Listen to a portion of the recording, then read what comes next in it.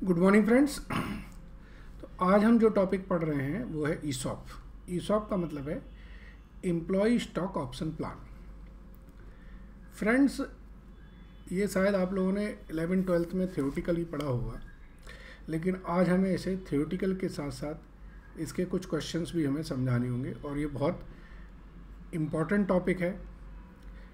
4 से 6 नंबर का क्वेश्चन इसमें ईजिली आता है और अगर किसी ने ये पहले से प्रैक्टिस कर रखी है तो ये बड़े ईजीली आप इसे कर सकते हैं। पहले हम बेसिकली कंसेप्ट समझते हैं, व्हाट इज ईसॉप। चलिए, कंपनी जो लिस्टेड कंपनीज होती हैं वो क्या करती हैं, वो अपने एम्प्लॉयज़ को जब उनको अपॉइंट करती हैं तो उनके साथ वो उन्हें एक ऑप्शन देती हैं कि अगर आप हमारे साथ कंपनी में रहोगे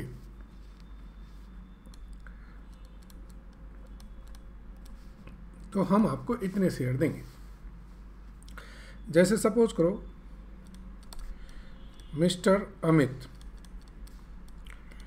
जॉइन रिलायंस इंडस्ट्रीज।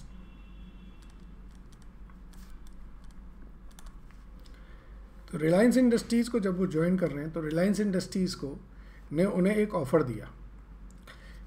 क्या ऑफ़र दिया इन्होंने ऑफ़र दिया है कि if you stay with us for 10 year, अगर आप हमारे साथ 10 साल रहोगे, then you will be eligible to buy our share at the rate of 200 rupees. ठीक है, और वो बता दिए कितने शेयर। तो अवर शेयर की जगह हम लिख सकते हैं 1000 शेयर्स। अब उन्होंने क्या बताया कि कंपनी ने कहा कि अगर आप हमारे साथ 10 साल काम करते हो तो हम आपको 1000 शेयर 200 रुपये पे दे देंगे। रिलायंस इंडस्ट्रीज का आज शेयर चल रहा है 1000 रुपये का। तो अगर वो 1000 शेयर लेने जाते हैं तो उनको 10 लाख रुपए के पड़ेंगे, लेकिन कंपनी उन्हें कितने में दे देगी, 2 लाख रुपए में। तो ये जो ईसॉप है, ये की पोजीशन पे जो इम्पोर्टेंट लोग होते हैं उनको अपने साथ जोड़े रखने के लिए एक कंसेप्ट आया था। ठीक है, पहले 1999 में सेबी ने इस पे गाइडलाइंस दी थी, इसके बाद 2014 में इस पे रिवाइज्ड हो गया था। कंसेप्ट आप समझ गए, अब थियोरटिकली इसको पढ़ते हैं। देखिए, employ stock option, it is a plan under which the enterprise grants employ stock option. Employ stock option is a contract that gives the employ of the enterprises the right. Right का मतलब उसका हक है। Right का मतलब है उसका हक है, वो ले सकता है, but not the obligation, for a specified period of time to purchase or subscribe the share of the company at a fixed or predeterminable prices. Employee stock option plan encourage, क्या करते हैं ये, encourage employees to have higher participation in the company. The importance of these plan is as follows. Stock option provide an opportunity to employees to contribute to in the growth of the company. Stock option creates long-term wealth in the hands of employee. They are important mean to attract, retain and motivated the best available talent for the company. It create a common sense of the ownership between the company and the employees. तो मैंने जो आपको एक basically concept अभी Reliance industry का लिया था, ये सारा उन्होंने एक सिस्टमेटिक लैंग्वेज में बता दिया। ठीक है, थोड़ा अब हम लिटरेचर पे चलते हैं। Under section 62(1)(b of the companies act, where at any time a company having a share capital propose to increase its subscribe capital by issue of further shares, such share may be offered, may पे ले underline करिए, ये company की discretion है, may be offered to employee under a scheme of ESOP subject to special resolution passed by the company. ठीक है, तो company special resolution pass करके ईसॉप दे सकती है, ठीक है। फिर ये टेक्निकल टर्म्स हैं इसमें, जिसमें ग्रांट, जब कंपनी ने ग्रांट किया। वेस्टिंग का मतलब है कंपनी कहेगी कि आपको 10 साल में एलिजिबल होगी, तो 10 साल आपकी वेस्टिंग होगी। 10 साल में धीरे धीरे धीरे धीरे आपको हर साल कुछ कुछ शेयर आपके वेस्ट होते जाएंगे। वेस्टिंग पीरियड 10 साल हो गया। ऑप्शन का मतलब मैंने बताया राइट है, ऑब्लिगेशन नहीं है। एक्सरसाइज पीरियड, जैसे कंपनी ने कहा कि 3 साल बाद आप एलिजिबल हो, तो 3 साल तो वेस्टिंग पीरियड हो गया, और उसके बाद कंपनी देती है कि अब आप अगले 1 साल में शेयर खरीद सकते हैं, तो वो एक्सरसाइज पीरियड है। एक्सरसाइज प्राइस क्या हुई? जिस प्राइस पर आपको शेयर मिलता है। इंट्रिंसिक वैल्यू, ये आपकी मार्केट वैल्यू है, ठीक है। मैं आपको एक क्वेश्चन लेता हूँ, ये क्वेश्चन पढ़ें आप, ठीक है, और इससे आपको समझ में आएगा। ये क्वेश्चन आपको, चलिए पहले हम ये क्वेश्चन पढ़ते हैं। ये आपको कंसेप्ट को क्लैरिफाई करेगा, ध्यान से पढ़िए। AVC limited grant 1000 stock option on 1 अप्रैल 2010। आपने ग्रांट कब किया है? आपने ग्रांट दिया है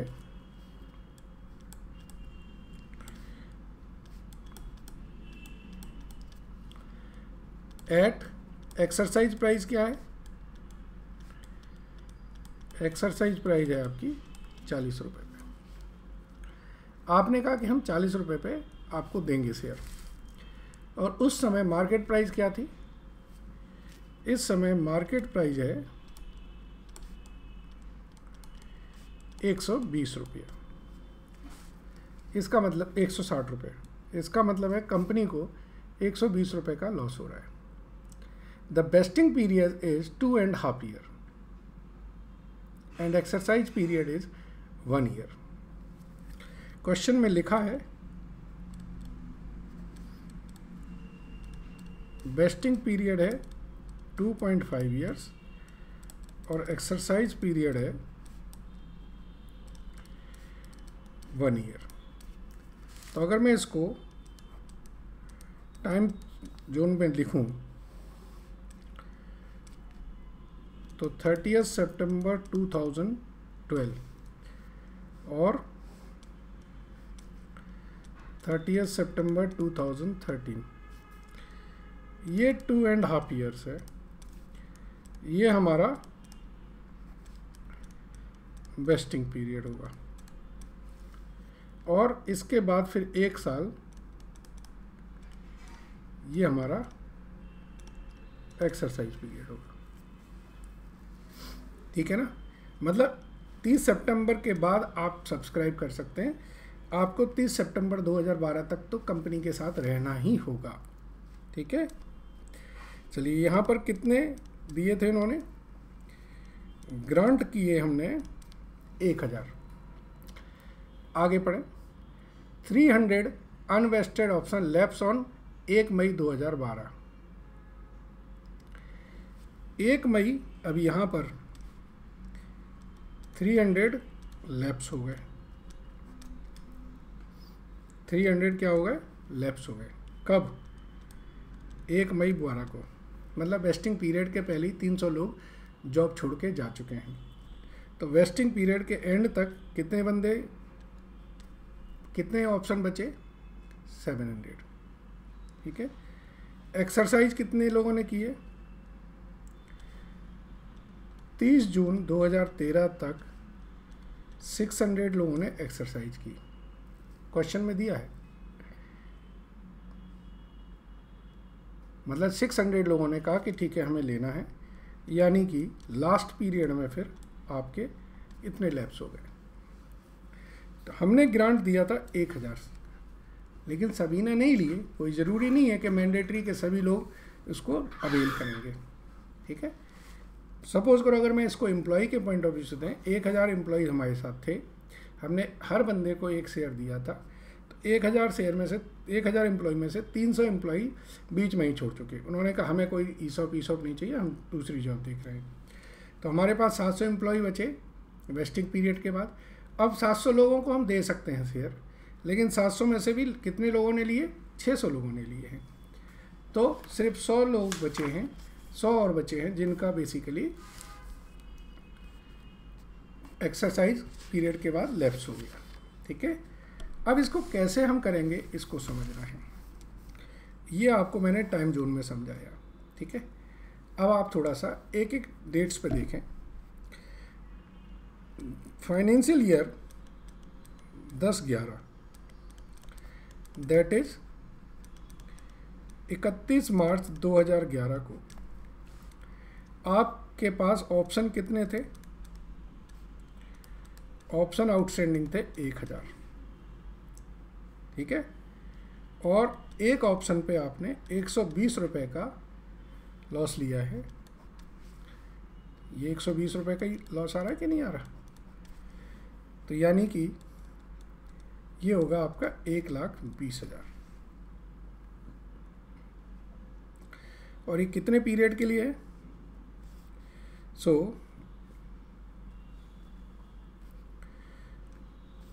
1,20,000 हुआ for 2.5 years। So yearly amount कितनी आएगी? 1,20,000 डिवाइडेड बाई 2.5 यानी कि 48,000 ये P&L में ट्रांसफ़र करनी है। ठीक है, 31 मार्च 2012 को आउटस्टैंडिंग हमारे हैं 1000।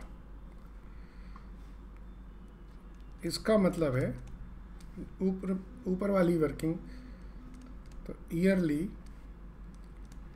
ऑप्शन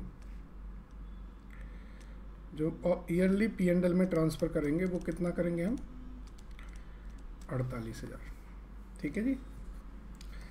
अब हम 31 मार्च 2013 में देखेंगे, यहाँ पे कितने आउटस्टैंडिंग हैं? 300 लोगों ने छोड़ दिया ना, तो आउटस्टैंडिंग ऑप्शन है 700। तो 700 की जो अमाउंट होती है, इसका मतलब है मुझे 84,000 का बैलेंस रखना है अपने पास। ठीक है, इसको मैं अब थोड़ा सा आपको जनरल एंट्री से करके समझाऊंगा, बहुत अच्छी तरह आपको समझ में आ जाएगा। ठीक है,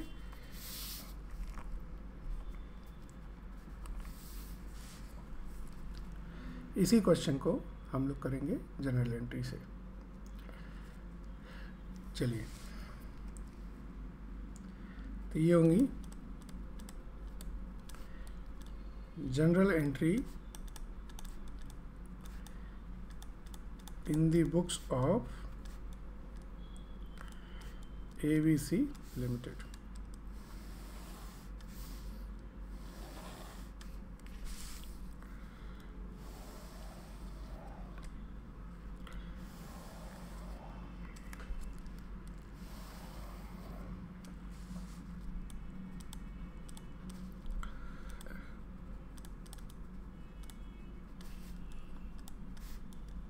ठीक है, debit credit.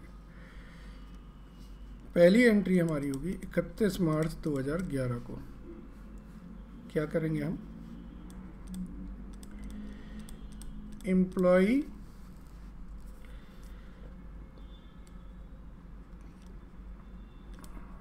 Compensation expenses account debit करेंगे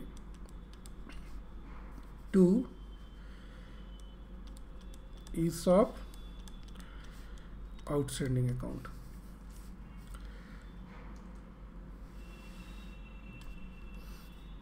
कितना?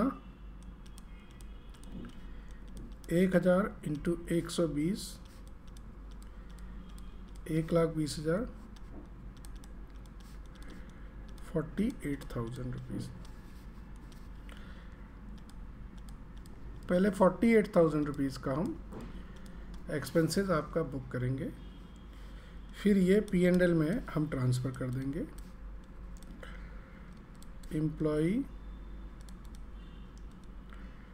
Compensation expenses account. ठीक है, 31 मार्च 2011 को। अब 31 मार्च 2012 में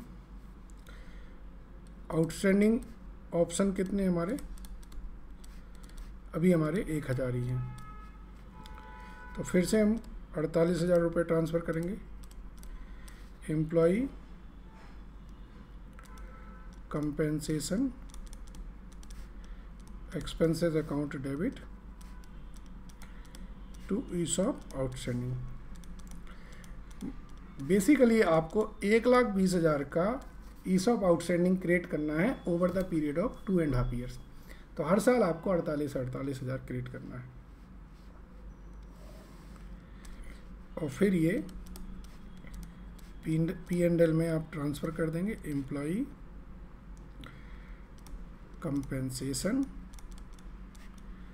एक्सपेंसेस अकाउंट 48,000। ठीक है,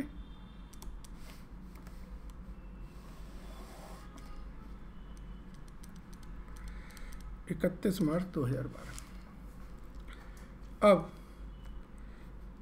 31 मार्च 2013 को हमारे पास ईसॉप आउटस्टैंडिंग का जो बैलेंस है वो कितना है,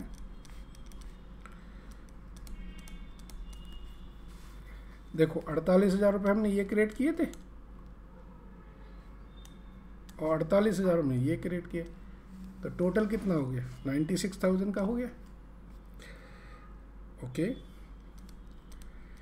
1 मई 2012 को 300 ऑप्शन हमारे लैप्स हो गए, क्वेश्चन में दिया है। इसका मतलब है 31 मार्च 2013 को जो ऑप्शन आउटस्टैंडिंग है वो कितने हैं, 700। So amount required for ESOP आपको 84,000 रुपीज़ चाहिए। अब आपके पास तो ऑलरेडी कितने का बैलेंस है, 96 का। तो इसका मतलब क्या है कि अब आपको रिवर्स करना है कितना, 12,000 रुपये। सो एंट्री पास होगी ESOP outstanding account debit to, इसे आप जन रिजर्व में ट्रांसफ़र कर दें 12,000 रुपये। लिखेंगे बीइंग एक्सेस प्रोविजन रिवर्स। जो एक्सेस प्रोविजन था वो आपने रिवर्स कर दिया। ठीक है, चलिए अब बताइए एक्सरसाइज कब की, 30 जून 2013 को 600 लोगों ने एक्सरसाइज किया है। तो 30 जून 2013 को 600 लोग एक्सरसाइज करेंगे, यानी कि वो कंट्रीब्यूट करेंगे। तो 600 इंटू 40 पैसा आएगा। ईसॉप आउटस्टैंडिंग से आप 120 रुपये जो आपके बैलेंस हैं वो निकाल लेंगे। टू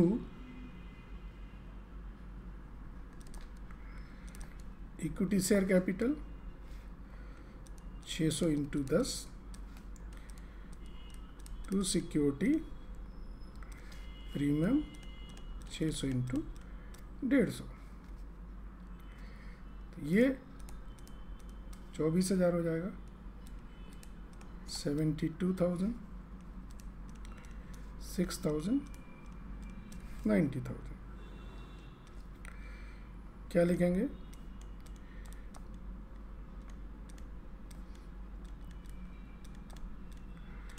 600 ऑप्शन ने एक्सरसाइज कर दी। अब 30 सितंबर आपने टाइम जोन में देखा था, मैंने आपको पढ़ाया था कि लास्ट कब है? 30 सितंबर 2013। देखो गौर से, 30 सितंबर 2013। तो 30 सितंबर 2013 तक आप वेट करोगे और 1 अक्टूबर 2013 को जब आपको पता चल गया कि अब किसी ने एक्सरसाइज नहीं किया है, तो जो आपके बैलेंस 100 जो लैप्स हो गए हैं उनके लिए एंट्री फिर से पास कर दोगे। ESOP outstanding account debit to general. 100 option पर 120 रुपये से 12,000 का आप फिर से रिवर्सल दे देंगे। ठीक है, तो हमने क्या किया, हमारे पास क्वेश्चन में ये दिया था कि भाई आपने 1000 ऑप्शन ग्रांट किए हैं 40 रुपये पे, वेस्टिंग पीरियड 2.5 साल का है। वेस्टिंग पीरियड 2.5 साल का है तो 2.5 साल तक तो पहले वो एक्यूमुलेट होंगे, उसके बाद उसके अगले 1 साल तक आप एक्सरसाइज कर सकते हो। तो ये 2.5 साल तक एक्यूमुलेट पीरियड हो गया और एक्सरसाइज पीरियड उसके बाद हो गया। क्वेश्चन में दिया कि 300 जो है वो एक्सपायर हो गए हैं 1 मई में। ठीक है, इसका मतलब है 30 सितंबर 2012 वेस्टिंग पीरियड के एंड में आपके पास जो ऑप्शन बचे वो 700 बचे, एक्सरसाइज 600 हो गए, यानी कि 100 एंड में लैप्स हो गए। तो जो लैप्स हो जाएंगे उसका जो भी रिजर्व हमने बना रखा है वो हम जनरल रिजर्व में ट्रांसफ़र कर देंगे। तो एक क्वेश्चन इस तरीके से आता है जिसमें ये वेस्टिंग पीरियड दिया रहता है। एक क्वेश्चन ये आता है, बेसिकली इसमें वेस्टिंग का वो नहीं दिया, वेस्टिंग हो चुका है, अब आपको सिर्फ एक्सरसाइज की एंट्री करनी है। ये क्वेश्चन बहुत सिंपल होते हैं और ये 4 नंबर में अक्सर आते हैं। इस क्वेश्चन को पढ़ें ज़रा, ये 2 ही क्वेश्चन इसके मेजरली हैं, बाकी क्वेश्चन इसी लाइन पर आपके बनते रहते हैं। पढ़ें ज़रा। A company has its share capital divided into shares of 10 each. On 1 April 2012 it granted 10,000 ESOP at ₹40 when the market price was 130. Option were to be exercised between 15th March to 31st March. Friends याद रखिए, अब यहाँ पर vesting period नहीं दिया, मतलब वो जो 3-2.5 साल तक हम एक्यूमुलेशन कर रहे थे वो नहीं दिया है। ठीक है, तो इस क्वेश्चन में वेस्टिंग पीरियड नहीं दिया है। चलिए, the employee exercise their option for 9,500 share and remaining option lapse हो गए। Company closes its books on 31 March. So general entry. तो अब ये जो दूसरे तरीके का क्वेश्चन है, केस 2 जिसे हम कहेंगे, यहाँ पर हमको क्या नहीं दिया है, वेस्टिंग पीरियड नॉट मेंशन्ड। ठीक है, यहाँ दिया है कि इन्होंने 1 अप्रैल 2012 को ग्रांट किए कितने, 10,000 शेयर्स के लिए एट 40 रुपीज़ पर शेयर। मार्केट प्राइस कितनी थी, मार्केट प्राइस क्वेश्चन में दी है 130 रुपीज़ पर शेयर। ठीक है, यानी कि जो बेनिफिट दिया जा रहा है वो कितने का दिया,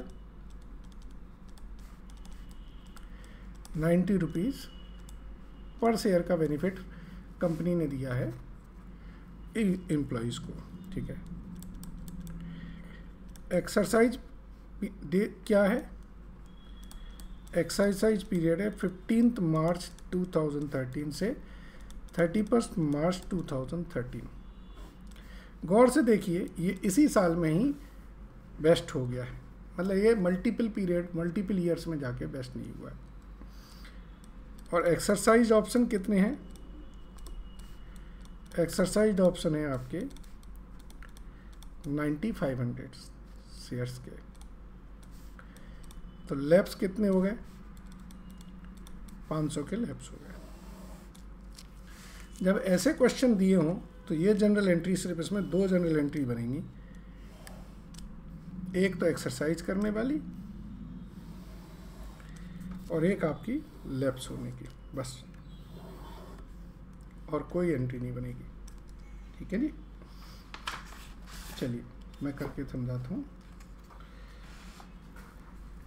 यहाँ पे लिखेंगे डेट या पीरियड, जो भी लिखना है। ये हो गया पर्टिकुलर, ये डेबिट और ये क्रेडिट। 15 मार्च 13 से 31 मार्च 13 तक आपके पास पैसे आएंगे, तो आप लिखेंगे bank account debit, how much,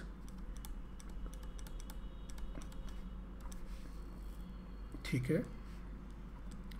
अब यहाँ पर चूंकि एक ही साल में हो रहा है तो ये ईसॉप आउटस्टैंडिंग नहीं आएगा, क्योंकि आपने कोई भी पहले से प्रोविज़न नहीं बना रखा है। इसी साल में ये आपका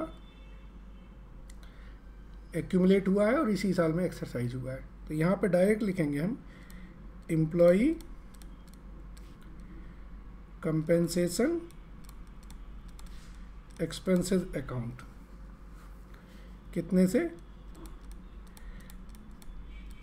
90 रुपये से, to equity share capital, to security premium. ठीक है जी। 95,000, 11 लाख 40,000, 3 लाख 80,000, 8 लाख 55,000। इसके बाद 31 मार्च 2013 को जो एंट्री आपकी एक्सरसाइज हुई है, मतलब जो आपने कंपेंसेशन अकाउंट था, वो आप P&L में ट्रांसफ़र कर देंगे।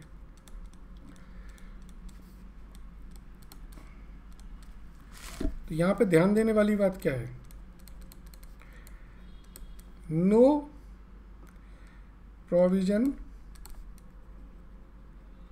Reverse for lapse option as